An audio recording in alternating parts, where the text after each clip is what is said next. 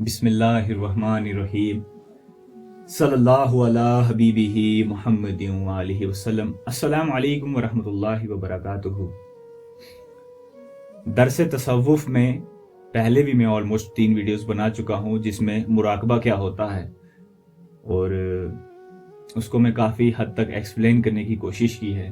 پھر محب کون ہوتا ہے، تو اس میں بہت خاص موضوع رہنے والا ہے۔ میں سب سے پہلے بتاتا چلوں کہ آپ چینل کو سبسکرائب کریں، اور انشاءاللہ الرحمن میں پوری مکمل کوشش کرتا ہوں کہ آپ کو قرآن اور احادیث کے ذریعے میں حوالے پیش کر کے اور اسی کے ذریعے ہی راہ سلوک کی اس علم کو آگے پھیلانے کی کوشش کر رہا ہوں مرشد کی عطاؤں سے۔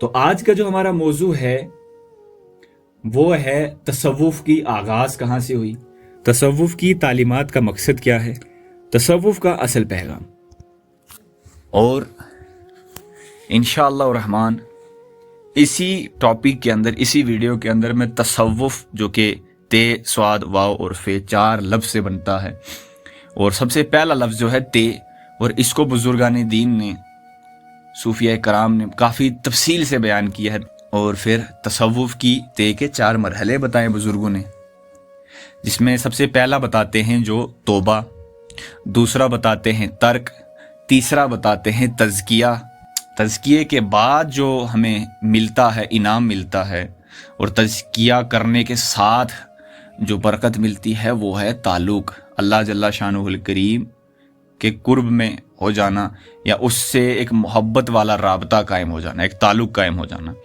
تو زیادہ لمبی نہیں کریں گے ویڈیو، انشاءاللہ 10 سے 12 منٹ تو رہتی ہے، کیونکہ اگر آپ کو علم سیکھنا ہے اور سمجھنا ہے بہتر سے بہتر طریقے سے تو آپ کو وقت تو اپنا دینا پڑے گا، وقت دینا مناسب ہے۔ اور الحمدللہ جو اللہ اور اللہ کے رسول کی رضا کے لیے سنتے ہیں ہم اور اس رستے پہ چلتے ہیں، تو وہ بھی ہمارا عبادت میں گزرتا ہے۔ علم حاصل کرنا بھی عبادت میں ہی شمار ہوگا۔ جب اب اس علم سے اللہ کی محبت ملے گی تو یہ بے حد مفید اور فائدہ مند ثابت ہوگا۔ علم تصوف کا آغاز صحابہ کرام کے بعد کے نیک افراد نے دنیاوی معلومات سے ہٹ کر اپنی زندگی کو اللہ تعالیٰ کی محبت، معرفت اور قرب حاصل کرنے کے لیے وقف کیا۔ یہ علم بنیادی طور پر قرآن و سنت سے نکلا ہے، اور اس کی بنیاد تزکیہ نفس ہے، نفس کی پاکیزگی، اخلاص اور اللہ تعالیٰ کی محبت اور اس کی معرفت حاصل کرنا ہے۔ اسلام کی ابتدائی دور میں صحابہ کرام تابعین نے قرآن و سنت کے مطابق زندگی گزاری، اور اللہ سے قربت حاصل کرنے کے لیے اپنے اعمال کو خالص کیا۔ جیسے جیسے اسلامی معاشرہ پھیلتا گیا، وہ کامیابیاں بڑھتی گئی۔ کچھ افراد نے روحانی پاکیزگی اور اللہ سے قربت کے لیے دنیاوی مشاغل سے کنارہ کشی اختیار کی۔ صوفیہ کا طرز زندگی سادہ، عاجزانہ اور دنیا سے کنارہ کشی کا تھا۔ وہ خاموشی اور دھیان کے ذریعے اللہ کی محبت کو دل میں بسانے کی کوشش کرتے تھے۔ ان صوفیہ نے قرآن کی آیت اور رسول اللہ صلی اللہ علیہ وسلم کے ارشادات کی روشنی میں دل کو صاف کرنے اور اللہ کی یاد میں وقت گزارنے پر زور دیا، اور یہی تصوف ہے۔ تصوف کی تعلیمات کا جو مقصد ہے، جو اس کا بنیادی مقصد ہے، اللہ تعالیٰ کی معرفت حاصل کرنا، یعنی اللہ کو دل کی گہرائیوں سے جان لینا، عرفان حق تعالیٰ، عرفان ذات حاصل کرنا، اور اس کے ساتھ مضبوط تعلق قائم کرنا۔ اس میں محبت، حلم، صبر، توکل جیسے اوصاف کو اپنانا شامل ہے۔ شروع میں حضرت حسن بصری، حضرت مالک بن دینار، حضرت رابعہ بصریہ جیسے بزرگوں نے تصوف کی بنیاد رکھی۔ پھر آگے چل کر حضرت جنید بغدادی، حضرت بایزید بستامی، حضرت شیخ عبد القادر جیلانی اور حضرت خواجہ معین الدین چشتی، بابا فرید الدین گنج شکر، بو علی شاہ قلندر، اور بھی لاکھوں ولی اللہ بزرگ ہیں، جیسے بزرگوں نے اس علم کو حاصل کیا اور عوام تک پہنچایا۔ تو آج تصوف کے یعنی توبہ پہ بات کریں گے۔ آپ نے یہ تو جان لیا تصوف کا آغاز کہاں سے ہوا، اور کیسے کیسے یہ آگے بزرگوں نے، صحابہ کرام نے، تابعین نے رسول اللہ صلی اللہ علیہ وسلم اور قرآن و سنت پر عمل کرتے ہوئے اپنے دل کو پاک کرنا، اللہ کی محبت کی طرف رغبت کی، تو یہی چیز تصوف ہے، اور اپنا تزکیہ کیا، اپنے نفس کو پاک کیا، خواہشاتوں سے آزاد کیا۔ بالخصوص جو آج کا موضوع ہے وہ تصوف کی تے۔ جو تصوف لفظ ہے اس کے 4 ورڈز ہیں، تے، سواد، واو اور فے۔ تے کے بزرگوں نے 4 مرحلے بتائے، جس میں سب سے پہلا مرحلہ جو ہے وہ توبہ کا آتا ہے، پھر ترک، پھر تزکیہ اور پھر تعلق۔ جب رابطہ قائم ہوتا ہے تو بندے کی محبت اور اس کی معرفت بھی بڑھتی ہے اللہ کے لیے۔ تصوف میں سب سے پہلا جو درس ہے آج ہمارا وہ تے کے اوپر ہے۔ تصوف کی تے کا سب سے پہلا نقطہ توبہ۔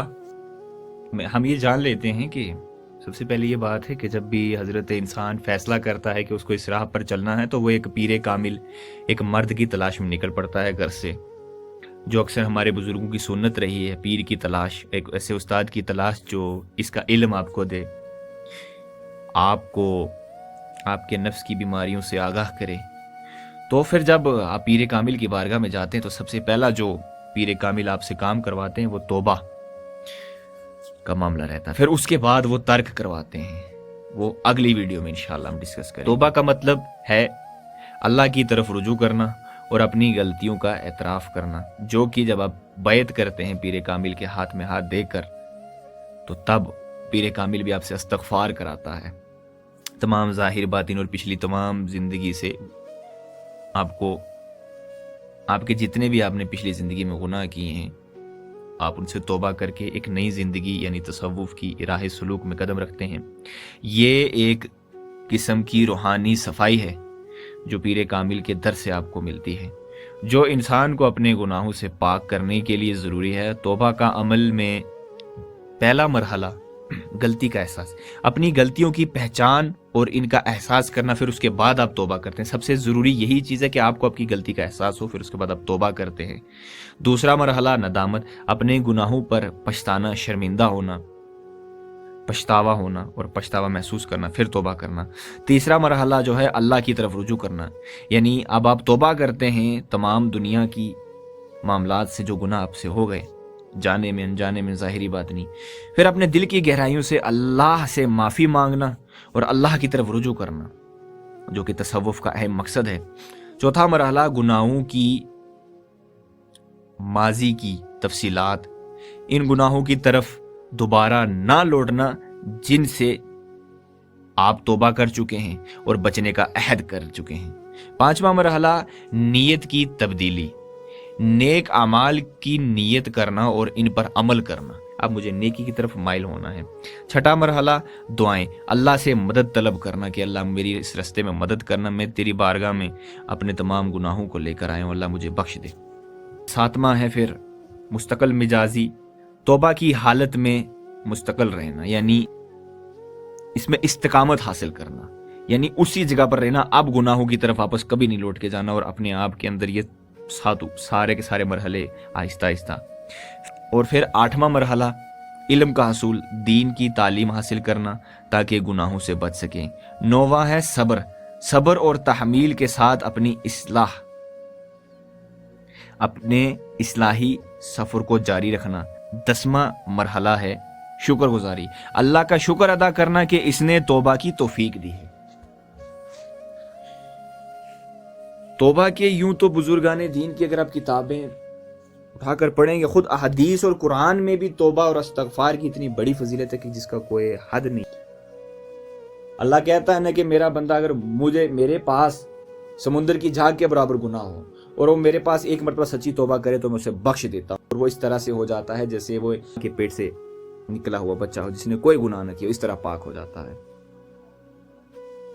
اور تصوف میں توبہ تو بہت اہم ہے، خصوصاً کچھ بزرگوں کے سلسلے میں جب پیر کامل بیعت کرتا ہے، اپنے مرید کی تعلیم و تربیت کرتا ہے، تو شروع میں جو اسے چلا کرواتا ہے وہ استغفار کا کراتا ہے، اور اپنی بیتی ہوئی زندگی سے درس حاصل کر کے آگے نیکی کی طرف رغبت کا پیغام اور تعلیم دیتا ہے۔